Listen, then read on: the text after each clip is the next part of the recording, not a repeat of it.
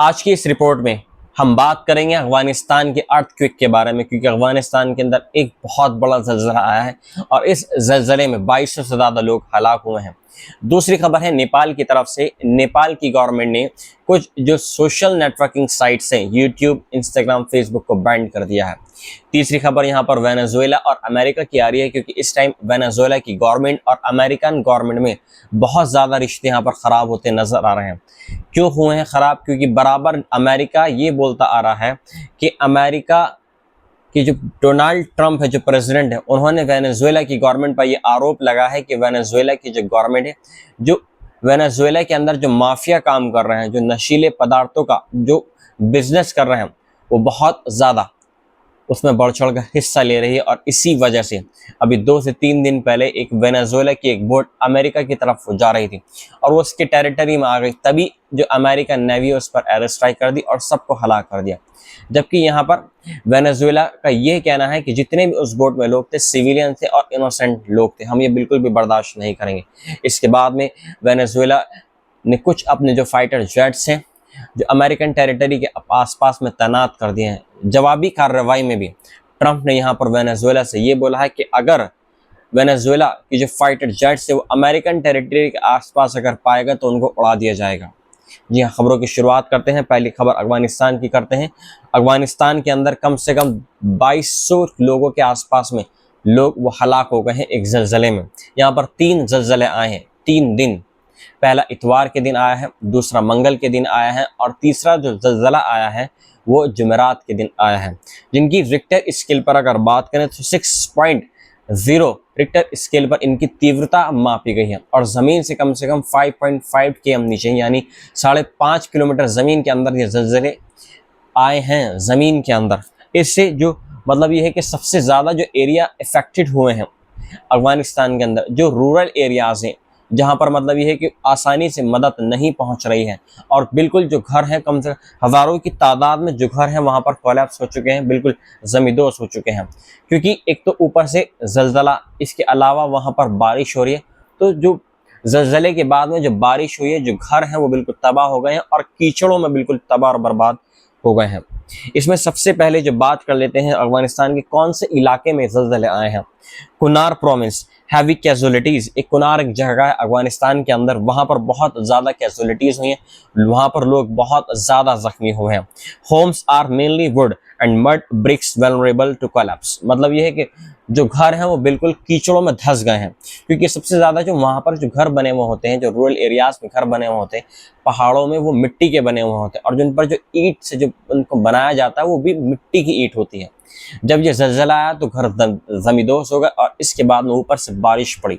बारिश होने की वजह से वहाँ पर जो बिल्कुल एक कीचड़ की तरह, वो कीचड़ में जो मकान है वो बिल्कुल धंसते चले गए। सबसे ज़्यादा जो रिमोट एरियाज़ हैं, जो माउंटेनियस एरियाज़ हैं अफगानिस्तान के, वहाँ पर बहुत बुरे हालात हैं इस टाइम। 6,700 से ज़्यादा जो घर हैं वो बिल्कुल ज़मींदोज़ हो गए हैं। Mainly villages completely flattened, survivors searching debris for loved ones. मतलब इसके अलावा जो गांव देहात के इलाके हैं वहाँ पर जो घर थे बिल्कुल एक फ्लैटर्ड हो गए हैं, बिल्कुल मतलब ज़मीन से मिल गए हैं वो घर, तबाह और बर्बाद हो गए और लोग अपने जो मतलब जो उनके अपने जो ज़मीन के अंदर दब गए हैं या मतलब कुछ मर गए हैं, अपनों की तलाश में बराबर वहाँ पर जो डिसास्टर एक वॉलंटियर ऑर्गेनाइजेशन है वो बराबर अफगानिस्तान के बिहाफ पर वहाँ पर काम कर रही है, तालिबान के बिहाफ पर। इसके अलावा Taliban authorities setup times first aid and emergency supply. इसके अलावा तालिबान ने कई जो रूरल एरियाज, माउंटेनियस एरियाज हैं वहाँ पर कई जगह टेंट वहाँ पर मतलब ये है कि स्थापित किए हैं, मतलब ये है कि टेंट लगाएं और उसमें मतलब ये है कि तुरंत बराबर जो मतलब ये कि एम्बुलेंस सर्विस है, इसके अलावा जो मतलब इंजर्ड लोग आ रहे हैं बराबर उनका इलाज चल रहा है। Helicopters deployed, commandos air drop to help survive. इसके अलावा तालिबान की गवर्नमेंट के जरिए से हेलीकॉप्टर्स वहाँ पर डिप्लॉय किए गए हैं जो माउंटेनियस एरिया है जहाँ पर ये ज़लज़ला आया है। और इसके अलावा ऊपर से लोगों के मतलब ये हवाई जहाज से, हेलीकॉप्टर के जरिए से एयर ड्रॉप भी की जा रही है, इमदाद की जा रही है ऊपर से, ताकि जहाँ पर जो रोड है जो बिल्कुल कनेक्टेड, जिनका ख़त्म हो गया है, जिनका कनेक्शन ख़त्म हो गया है, आगे और जो रास्ता है वहाँ से उन एरियाज़ में जहाज़ के ज़रिए से या हेलीकॉप्टर के ज़रिए से लोगों तक खाना पहुँचाया जा रहा है। इसके अलावा एक बहुत सारे चैलेंजेस सामने करने पड़ रहे हैं। माउंटेनियस एरियाज में।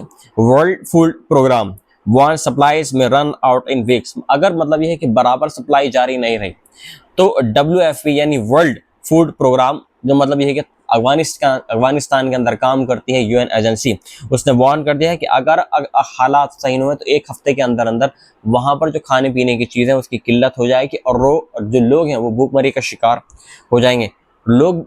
और इसके अलावा जो रोड्स हैं वो बिल्कुल पूरी तरीके से ब्लॉक हो गए हैं, कोई आगे का रास्ता नहीं दिख रहा है और इसी वजह से सबसे ज़्यादा दिक्कत सामने यहाँ पर आ रही है।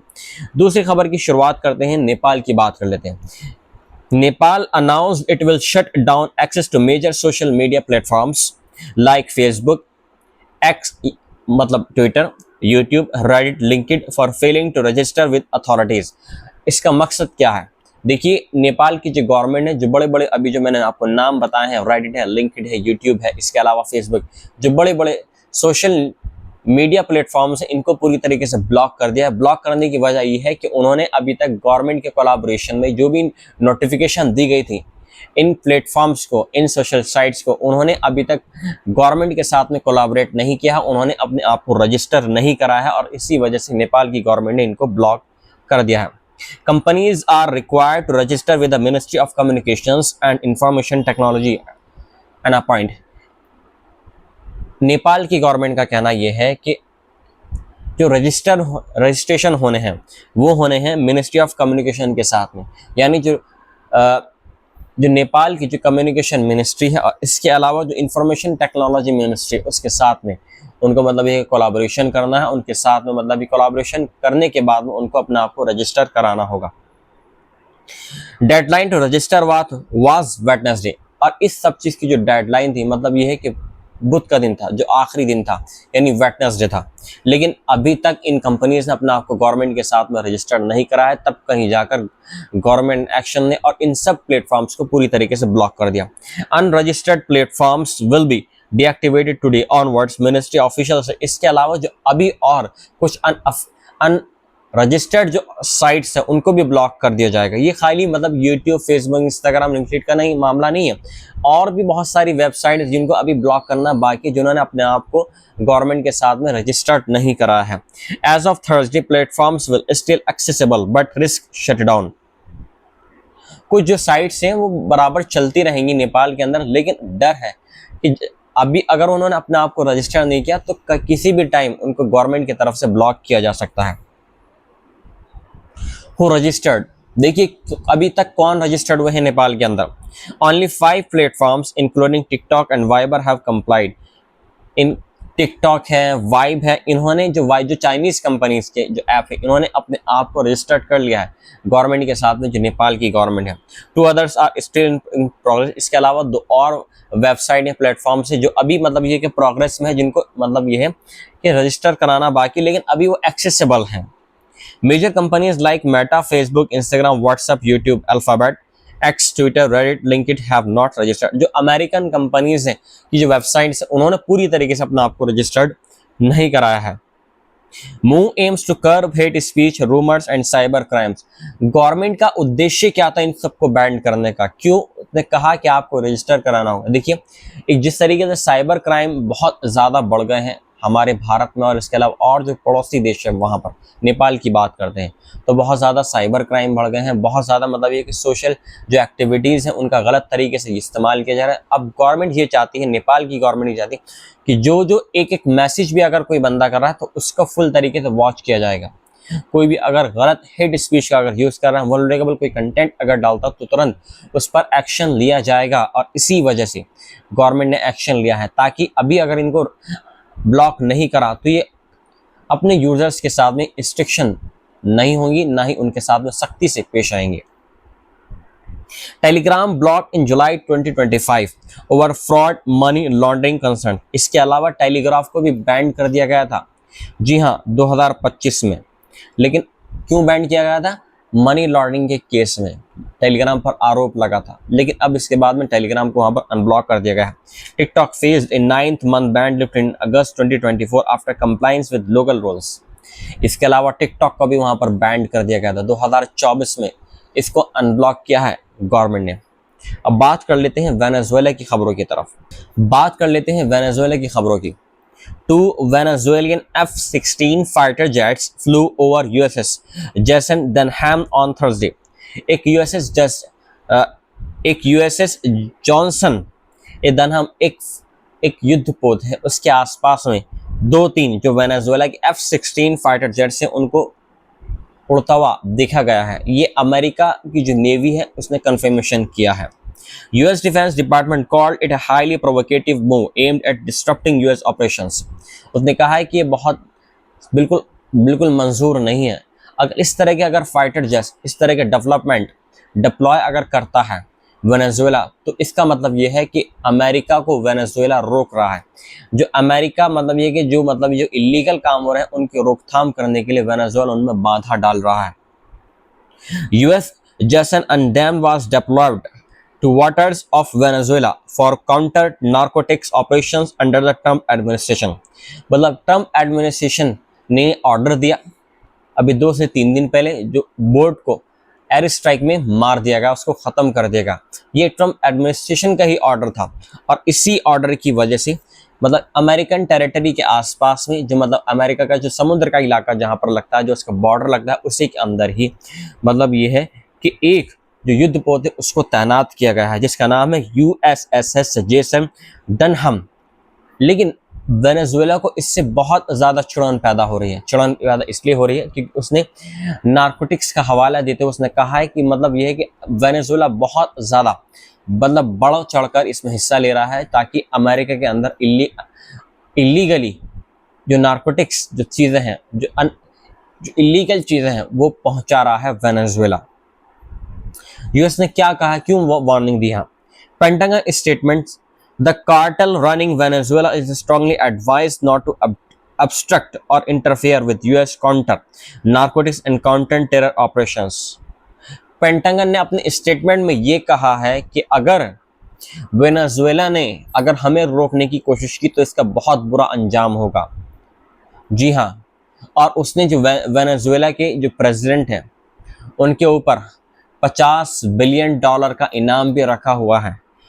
क्यों रखा हुआ है? रखने की वजह यह है अमेरिकन गवर्नमेंट की, क्योंकि अमेरिका की जो गवर्नमेंट है वो वेनेजुएला के ऊपर बार बार ये आरोप लगा रही है कि वेनेजुएला की लोकल बड़े माफिया उनके साथ में मिलकर ये है कि जो नशीले पदार्थ हैं उनका बहुत ज़्यादा तरीके से बिजनेस कर रही है और उनको इलीगली अमेरिका भेज रहे हैं। US alleges President Nicolas Maduro leads the Central de los Coles Central of Suns, a high-level drug trafficking network tied to Venezuela government and military.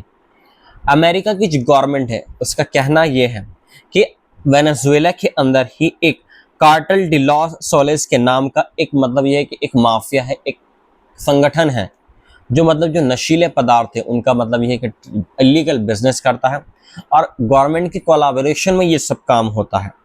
इसमें जो वेनेजुएला की गवर्नमेंट उसका भी बहुत बड़ा हाथ है। आपको बता दें, US treasury designated the central specially designated global terrorist SDJ को जुलाई 2025 जो US ट्रेजरी डिजाइनेटेड एक US का एक संगठन है, एक मिनिस्ट्री है, उसके बिहाफ पर जो SDJD जो ग्रुप है ये एक टेररिस्ट ग्रुप को एज ए ऑफिशियली डिक्लेयर कर दिया गया है अमेरिका के अंदर।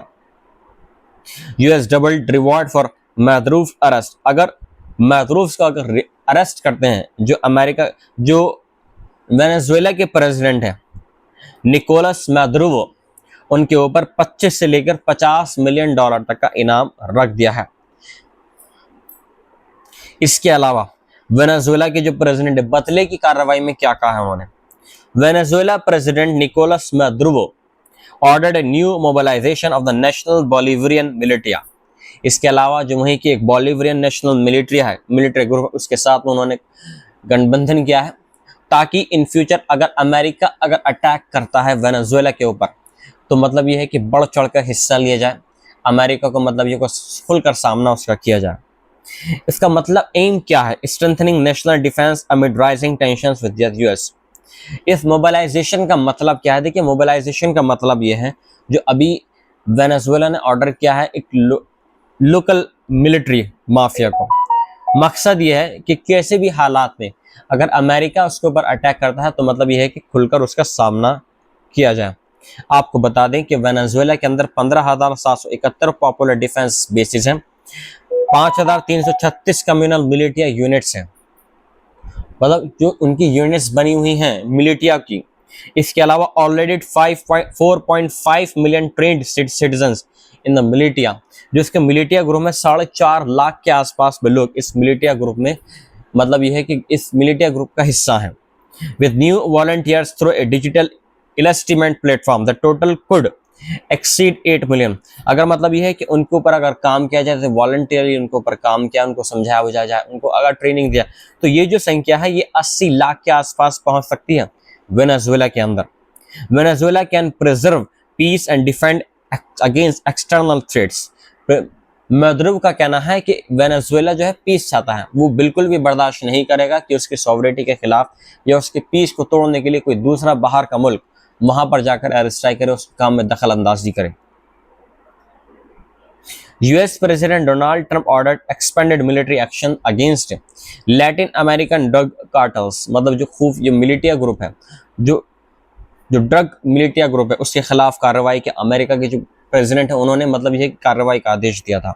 The US accuses Maduro of leading the Cartel de los Soles linked to drug trafficking. उन्होंने कहा कि जो मैद्रूव है वो पूरी तरीके से कार्टेल डी लॉस सोल्स का एक हिस्सा है, उनके साथ में कोलैबोरेशन उन्होंने किया हुआ है और इसी वजह से उनकी जो सरकार है वो चल रही है। US treasury labelled the cartel a special designated global terrorist organisation. जैसे मैंने अभी आपको अपनी इसी रिपोर्ट में मैंने आपको बताया कि इसको जो इस ग्रुप को कार्टेल डी लॉस सोल्स को as a special designated global terrorist group को ऐसे उसको घोषित कर दिया गया है। US doubled its reward for Maduro's arrest from 25 million to 50 million dollar, और 25 मिलियन को बढ़ाकर 50 मिलियन कर दिया गया है मैदरूव के ऊपर। ये थी आज की खबरें। मिलता हूं मैं आपसे एक नई रिपोर्ट के साथ में। जय हिंद।